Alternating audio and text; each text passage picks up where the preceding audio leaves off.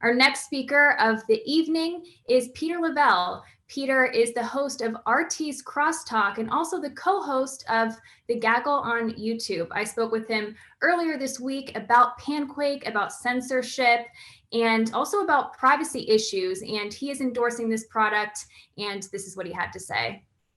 Why did Julian Assange establish WikiLeaks? Because journalism had no longer functioned to inform society. So we need another platform, a platform where people can speak more freely and not be so judged all the time. Everyone knows I'm a conservative, but I learn from people that I don't always agree with.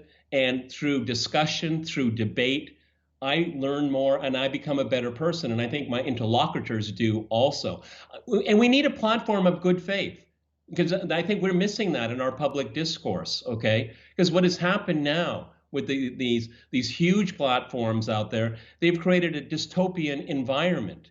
And, you know, being a conservative, what comes first? Well, obviously your family, but community. And community in our age right now is online.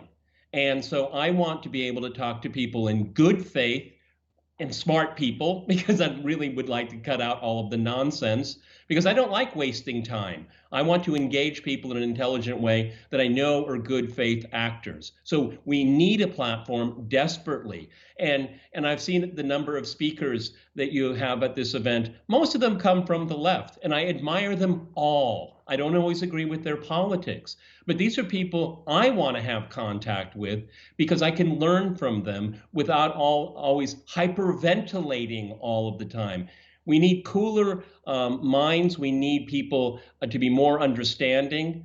And so, you know, PanQuake sounds to me that fits the bill perfectly. And I want to get this word out as much as possible. First of all, I think they're more interested in having public discourse and openness to public discourse, where it's not so partisan. We have to take sides all the time. Obviously, we can disagree, but if we have a technology where we all moderate ourselves, for example, I can see what other people are doing. And I think that would actually moderate people more, because everyone wants to have standing in their community. Well, this is a community where I think that people will have a lot more respect. And with these kind of technologies here, is far more transparent. We've lost all of the transparency in these big tech companies. They promised us this. There would be an equal playing field. There would be transparency. Well, no, that's not. It didn't come to fruition. It didn't happen.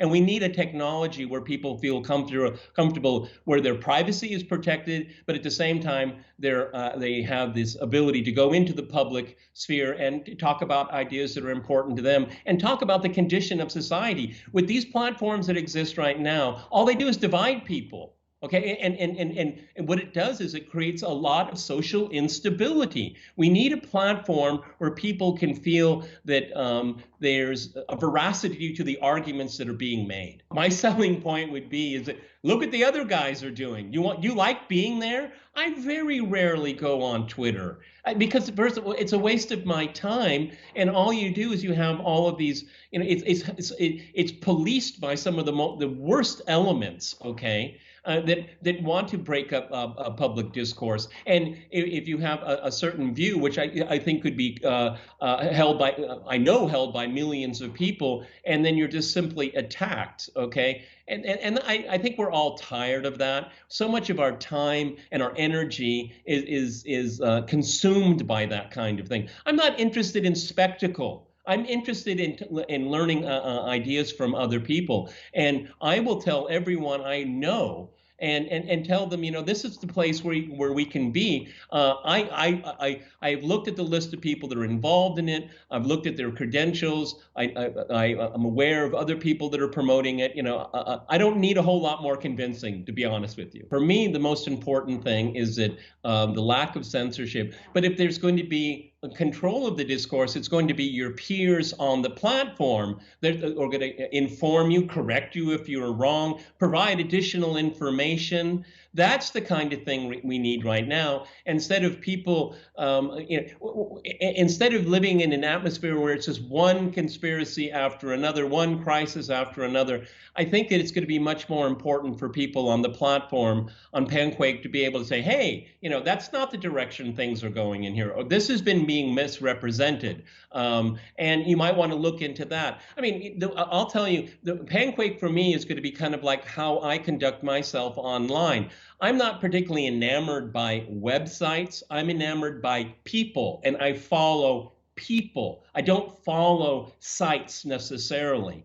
And then some of the sites that I do like, I still pick and choose what I want to read. Why do I read them? Because I trust them. Okay, if they're left, right, center, independent, I know where they're coming from, and it's far more genuine. And that's what I would like to see PanQuake become. Okay, not only a community where you can interact with people, but be a valuable and reliable information source. Because I don't like, for example, Twitter, and I'm like, for example, on Facebook, I'm just tired of all of the junk that is thrown at me all of the time, and it's for me.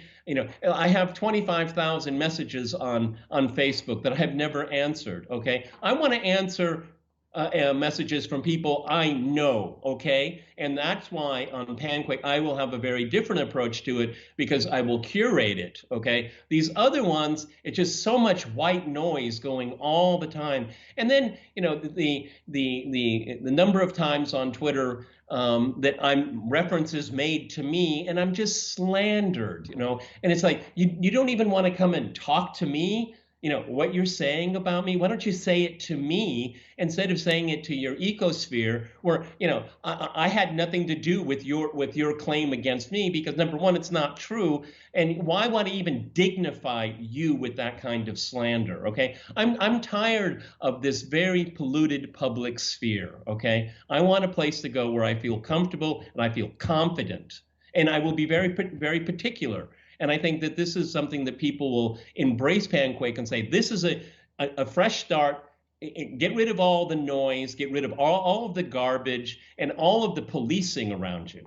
Irrespective of how you feel about the platform Parler, I mean, it was the other big tech companies, I guess we call Parler mid-tech, but the big tech guys, they colluded and destroyed this platform. Or colluded, so that's their their monopolistic behavior, their gross intolerance of free speech, which I am a purist when it comes to free speech here.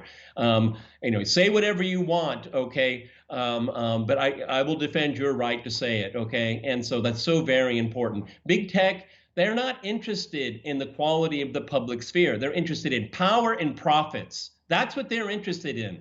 And they don't care the chaos that they sow. And that is it. PanQuake, if you want to be in a responsible place, come to this platform, because the Twitters and the Facebooks and the Amazons, they've abused their power and their privilege, and those privileges must be denied. But in the meantime, we have to start with a clean slate.